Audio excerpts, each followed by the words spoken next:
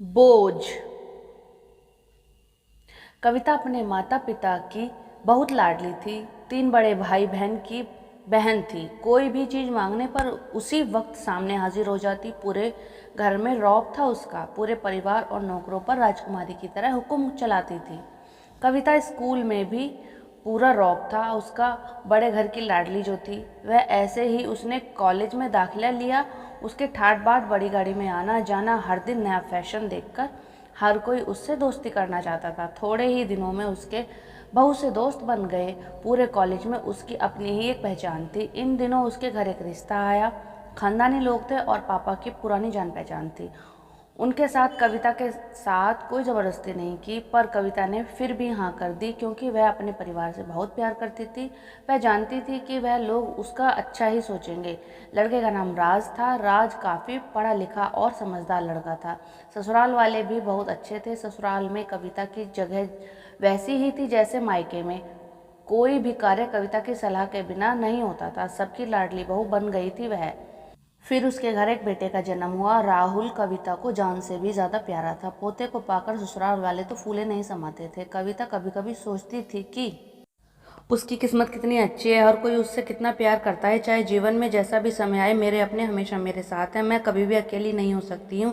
कितनी खुशकिस्मत हूँ मैं। पर शायद कविता की खुशी को उसकी ही अपनी नज़र लग गई थी। एक दिन वह मायके जाने की जिद कर बैठी। राज को बहुत काम था लेकिन वह फिर भी उसको लेके गया। रास्ते में उनकी गाड़ी की टक्कर हो गई। कविता, राज और राहुल बुरी तरीके से जख्मी हो गए। काफ़ी दिनों के इलाज के बाद राज और राहुल तो ठीक हो गए लेकिन कविता पूरी तरह से ठीक नहीं हो सकी। उसके सर पर चोट लगने के कारण वह अपनी आंखों की रोशनी खो बैठी। अब कविता के किस्मत जैसे उल्टे पांव चलने लगी। मायके वाले कुछ दिन तक उसे मिलने आते रहे, फिर कभी कभार फ़ोन ही करके पूछ लेते कि अब कैसी हो। धीरे धीरे यह सिलसिला भी कम हो गया। ससुराल वालों की सहानुभूति भी कम होने लगी। घर में किसी को उसके पास बैठने के लिए टाइम नहीं था तो जवाब मिलता, बहुत काम है, अब तुम भी हाथ नहीं बटा सकती हो। राज भी बहुत चिड़चिड़ा हो गया था। बस राहुल ही था उसके साथ जिसके साथ वह हंसते खेलते उसका वक्त गुजर जाता। एक दिन कविता के हाथ से कुछ सामान गिर गया जिसकी वजह से राहुल को हल्की सी चोट लग गई। कविता के सास ससुर ने राहुल को उससे अलग कर दिया कि कहीं उसके ना देखने की वजह से बच्चे को कोई नुकसान न हो जाए। कविता अंदर से टूट चुकी थी। एक दिन उसने सबके सामने मायके जाने की इच्छा रखी तो राज उसे तुरंत मायके छोड़ आया, जैसे कि वह भी यही चाहता था। लेकिन राहुल को उसके साथ नहीं भेजा गया। कविता कभी राहुल से दूर नहीं रही थी, पर अपनी कमी के कारण उसने ज़्यादा बहस नहीं की। कविता को लगा कि वह 3-4 दिन वहाँ रहेगी तो थोड़ा हवा पानी बदल जाएगा क्योंकि वह कितने दिनों से कहीं बाहर नहीं गई थी। घर वाले भी इतने दिनों बाद उसे देखकर कितने खुश होंगे। कविता के घर पहुंचने पर सब लोग बहुत खुश हुए। खाने में सब कुछ कविता की पसंद का ही बना था। उसने अपने मम्मी पापा और भाई भाभीियों से दिल खोलकर बात की। उनके छोटे छोटे बच्चे भी बुआ के साथ घुल मिल गए थे।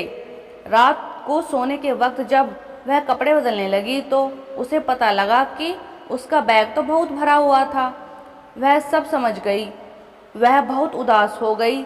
कुछ दिनों तक तो सब ठीक रहा, फिर जैसे सब बदलने लगा। सबका व्यवहार बदल रहा था। वह लोग जैसे थक चुके थे उससे। सब लोग घुमा फिरा कर पूछने लगे कि राज कब आ रहा है। उसे ले जाने के लिए वह बहाना बना देती, जबकि वह जानती थी कि उस घर में अब उसके लिए कोई जगह नहीं। कविता से चलते वक्त कुछ न कुछ नुकसान हो जाता। थोड़ी बहुत टोका टाकी उसे सुनाई देती, वह टाल देती। एक दिन उसके हाथ से लगकर एक कीमती फूलदान टूट गया। छोटी भाभी ने बहुत हंगामा मचाया। कविता के माता पिता रोज रोज के झमेले से तंग आ गए थे। उन्होंने राज को खुद फोन कर दिया। राज कविता को अपने घर ले गया। कविता को अपने परिवार वालों से ये उम्मीद नहीं थी कि जिस कविता के कहे बिना घर में एक पत्ता तक नहीं हिलता था, उस घर के लिए वह अब बोझ बन चुकी थी। राज के साथ ससुराल आते वक्त वह बहुत दुखी थी क्योंकि वह अपने घर जा रही थी, अपने जिगर के टुकड़े राहुल के पास। परंतु वह खुशी भी कुछ पल की ही थी। सारा बंदोबस्त पहले ही किया हुआ था। कविता को सीधे ऊपर वाले कमरे में पहुंचा दिया गया। राहुल से दूर रहने की सख्त चेतावनी दी गई। एक काम वाली लता को उसकी जिम्मेदारी सौंप दी गई थी, जो उसके खाने पहनने जैसी ज़रूरतों का ध्यान रखती थी। कविता ज़्यादातर चुप ही रहती, कभी कभार काम वाली लता से थोड़ा बतिया लेती। उसके ज़रिए राहुल का भी पता लग जाता था। जबकि सबकी लाडली बेटी और बहू सबके लिए लाडली से बोझ बन चुकी थी। तो दोस्तों, इससे क्या शिक्षा मिलती है? यही कि सुख के सब साथी होते हैं दोस्तों, दुख में ना कोई। तो अगर मेरी कहानी आपको अच्छी लगी हो तो please like, comment, share, subscribe ज़रूर करें। Thank you for watching. मिलते हैं नेक्स्ट वीडियो में। Bye bye.